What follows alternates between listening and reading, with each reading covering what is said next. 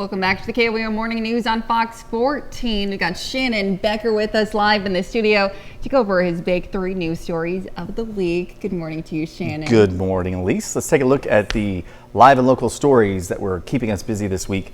A hazmat fatality crash occurred on I-44 in Joplin.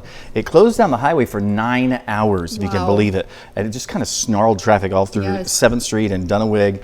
It took hours for some people to get through.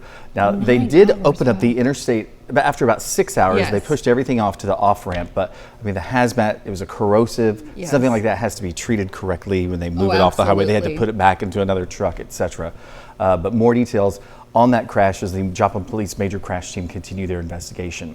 Our number 2 story, Joplin News First, another fatality. This time it was Monday in Oklahoma. A man on the highway was struck by multiple vehicles. It's unknown how many really that he was struck by. They're actually still seeking more information if anybody has any information. It happened about 4 a.m.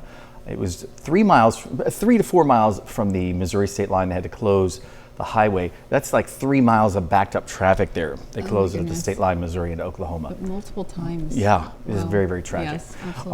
Our number 1 story, KOAM News Now. Another tragedy, Douglas Fir Road this last Friday.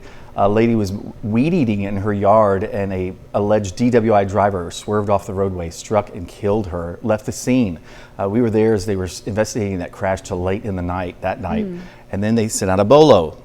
Be on the lookout, looking for a pickup truck, which was located, thanks to tips the next morning, in Carterville. The man is actually from Racine, but was at a friend's house, had gone over there, and it's all online. You can read more about it, what the police say.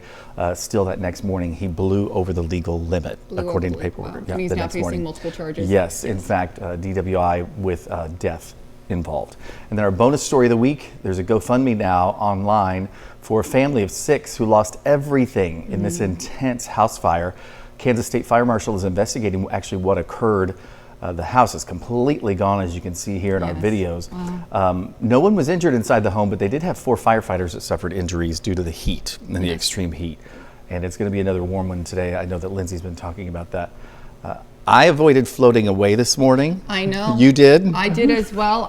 Some of the video that Shannon was showing me was my gosh, it was crazy. I could not believe it. It was like 7 feet deep at Dover Hill as you go into the railroad pass. It's crazy. But just as fast as it goes up, it goes down. Right. So we've got that on our website. You can take a look at it. Absolutely. All right, Shannon. Well, thank you so much as always for being with us this Friday morning. Stick around. We're back with more right after this.